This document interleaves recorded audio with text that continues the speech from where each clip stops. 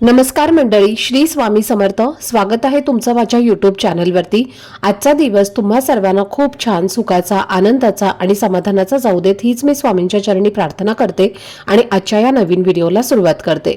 पण त्या अगोदर तुम्ही माझ्या चॅनलवरती जर नवीन असाल तर चॅनलला पण लगेच सबस्क्राईब करा आणि कमेंटमध्ये श्री स्वामी समर्थ लिहायला अजिबात विसरू नका.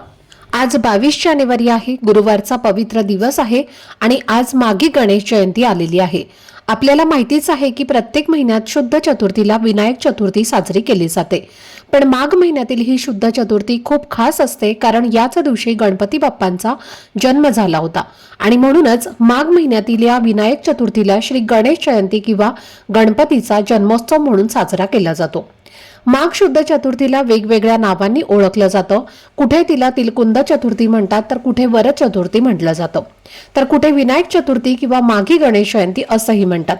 कारण ज्या दिवशी गणपती बाप्पांची गणेश लहरी पृथ्वीवर अवतरल्या होत्या त्या दिवशीच त्यांचा जन्म झाला आणि तो दिवस म्हणजे माघ शुद्ध चतुर्थी. तेव्हापासून गणपती बाप्पा आणि चतुर्थी यांचं अतूट नातं हे जोडलेलं आहे.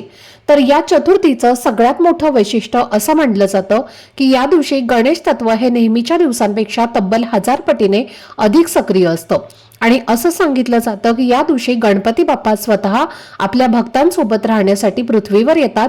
तसेच नरांतक राक्षसाचा नाश करण्यासाठी त्यांनी कश्यपाच्या कुळात विनायक या नावाने अवतार घेतला होता आणि म्हणूनच ही विनायक चतुर्थी विशेष प्रसिद्ध आहे.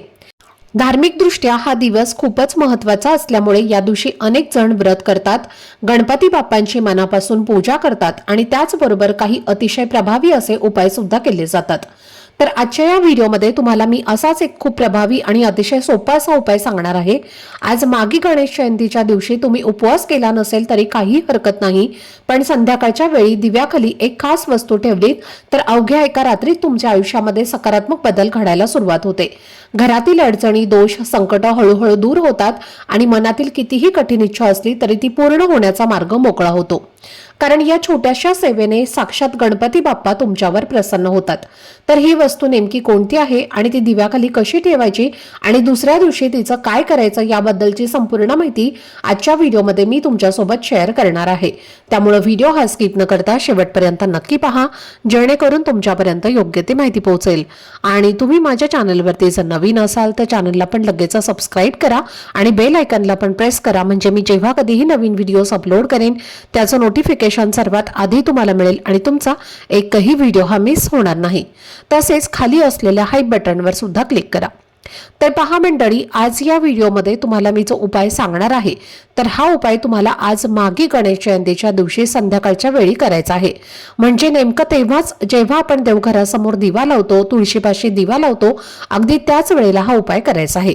आणि संध्याकाळी साधारण 6 वाजल्यापासून ते रात्री 9:30 वाजेपर्यंत तुम्ही हा दिवा लावू शकता.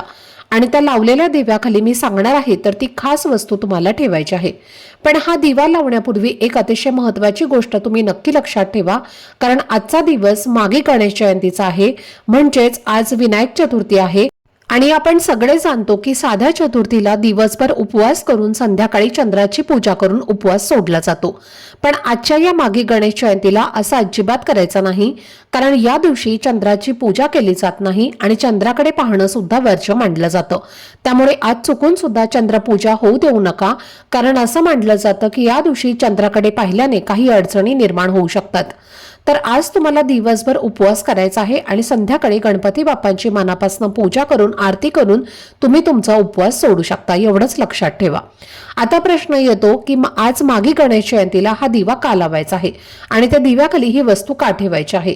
तर पहा, दिवा हा ज्ञानाचा आणि प्रकाशाचा प्रतीक मानला जातो. शास्त्रामध्ये दिव्याला अशी शक्ती दिलेली आहे की तो घरातील नकारात्मकता दूर करतो, अज्ञानाचा अंधार नाहीसा करतो आणि आयुष्यामध्ये सकारात्मकतेचा प्रकाश घेऊन येतो. आणि म्हणूनच दिवा लावल्याने घरातील गरिबी, अडचणी आणि अडथळे हळूहळू दूर होऊ लागतात. तर आजच्या या विशेष दिवशी म्हणजे माघी गणेश जयंतीला जर तुम्ही दिवा लावलात तर घरात सुख, शांती आणि समृद्धी येते. आणि असंही सांगितलं जातं की ज्या घरामध्ये रोज दिवा लावला जातो त्या घरामध्ये माता लक्ष्मीचा वास कायम टिकून राहतो. त्यामुळे आज जर तुम्ही हा उपाय केला तर अखंड लक्ष्मी कृपा आणि धनप्राप्तीचा मार्ग खुला होतो. जर तुमच्या घरात पैसा टिकत नसेल, सतत आर्थिक अडचणी येत असतील, मेहनत करून सुद्धा त्याचं योग्य फळ मिळत नसेल, जिथे थोडं कमावता तिथे जास्त खर्च होत असेल, कोणत्याही कामामध्ये यश मिळत नसेल, गोष्टी मनासारख्या घडत नसतील किंवा घरामध्ये पैसे येण्याचे मार्गच जणू बंद झालेले असे वाटत असतील, तर आज संध्याकाळी मागी गणेश जयंतीच्या दिवशी हा उपाय तुम्ही नक्की करा. त्याचप्रमाणे जर घरामध्ये सतत संकट, अडचणी, अडथळे येत असतील, वादविवाद, भांडणं, क्लेश सुरू असतील, कोणतंही शुभकार्य हे शांतपणे आणि निर्विघ्नपणे होत नसेल, कुटुंबाची प्रगती थांबलेली वाटत असेल, सतत आजारपण असेल किंवा कमवलेला पैसा उपचारांमध्ये खर्च होत असेल, तर अशा सगळ्या परिस्थितीत हा उपाय संध्याकाळी मनापासून जरूर करा. तर हा उपाय करण्यापूर्वी सर्वात आधी तुम्ही तुमच्या देवघरामध्ये दिवा लावा, गणपती बाप्पांच्या समोर दिवा लावा, घराच्या मुख्य प्रवेशद्वारावरती एक दिवा लावा आणि तुळशीपाशी सुद्धा एक दिवा लावायला विसरू नका. कारण आजची ही गणेश जयंती गुरुवारी आलेली आहे आणि गुरुवार हा बृहस्पतीला समर्पित दिवस आहे. या दिवशी भगवान श्री हरिविष्णू आणि माता लक्ष्मीची पूजा केली जाते आणि म्हणूनच तुळशीपाशी दिवा लावणं खूप शुभ मानलं जातं. आणि हे सगळं केल्यानंतर मग तुम्हाला पुढचा उपाय करायला घ्यायचा आहे.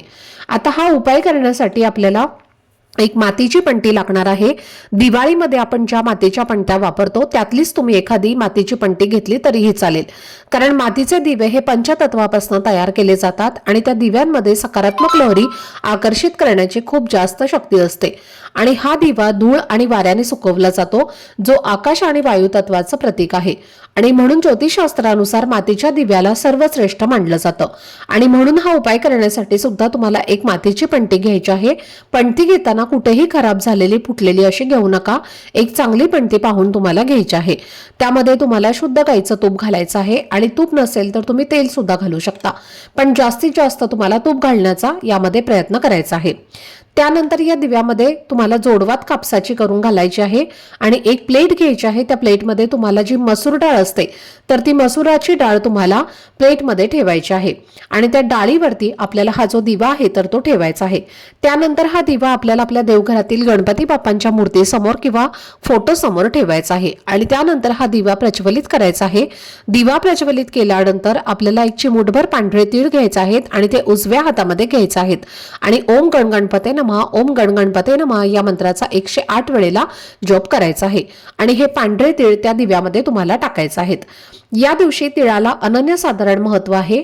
गणेश जयंतीला विनायक चतुर्थी, तिलकुंद चतुर्थी या नावाने सुद्धा ओळखलं जातं.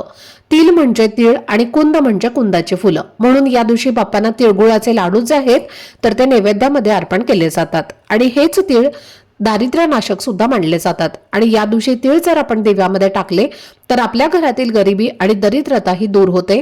त्याचबरोबर मसूर डाळ जी असते तर ती माता लक्ष्मी प्राप्तीसाठी आणि धनप्राप्तीसाठी सुद्धा खूप शुभ मानली जाते आणि म्हणून या दिवशी दिव्याखाली ही जी डाळ आहे तर ती ठेवली जाते.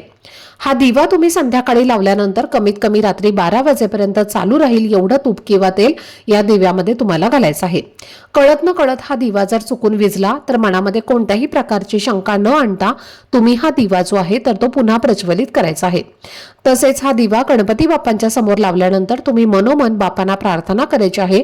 तुमच्या घरात आयुष्यात ज्या काही समस्या आहेत, ज्या काही अडचणी आहेत तर त्या दूर होण्यासाठी तुम्हाला प्रार्थना करायची आहे. यानंतर दुसऱ्या दिवशी हा दिवा स्वच्छ करून तुम्ही पुन्हा वापरायला घेऊ शकता. दिव्याखाली जी काही मसूर डाळ असणार आहे तर ती तुम्हाला मसूर डाळीच्या डब्यामध्ये टाकून द्यायची आहे किंवा मग ती तुम्ही गाईला सुद्धा खाऊ घालू शकता. तर अशा पद्धतीने हा उपाय जो आहे तर तो तुम्हाला आज मागी गणेश जयंतीला संध्याकाळी आवर्जून करायचा आहे. अतिशय प्रभावी आणि सात्विक असा हा उपाय आहे. ज्योतिषशास्त्रानुसार जेव्हा आपण दिव्याखाली विशिष्ट प्रकारचं धान्य ठेवतो तेव्हा त्या धान्याचं शास्त्रामध्ये एक महत्व असतं. जे धान्य आपण दिव्याखाली ठेवतो तर त्या धान्यातून आपल्या घरामध्ये काही सकारात्मक आणि चांगल्या गोष्टी घडत असतात. घरातील सर्व अडचणी, समस्या या दूर होतात.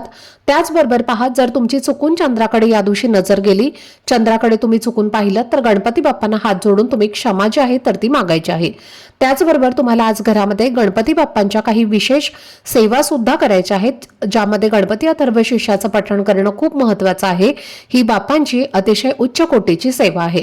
त्यामुळे तुम्ही शक्य असेल तर 11 आवर्तीने किंवा 3 आवर्तीने किंवा एक वेळेला सुद्धा तुम्ही नक्की पठण करा. त्याचबरोबर ओम गणगणपते नमः या मंत्राचा देखील जप करू शकता. तसेच गणेश स्तोत्र, गणेश गायत्री मंत्र, त्याचबरोबर ऋणमोचक स्तोत्र याचं सुद्धा तुम्ही पठण करू शकता. कारण या दिवशी गणेश तत्व हे नेहमीपेक्षा खूप जास्त प्रमाणामध्ये जागृत असते आणि त्यामुळे या दिवशी केलेले उपाय सेवा या खूप प्रभावी ठरत असतात। या सेवा बापांच्या अतिशय उच्च कोटीच्या सेवा आहेत आणि जो व्यक्ती या दिवशी या सेवा करतो त्या व्यक्तीवर गणपती बाप्पांचा आशीर्वाद हा कायम राहतो।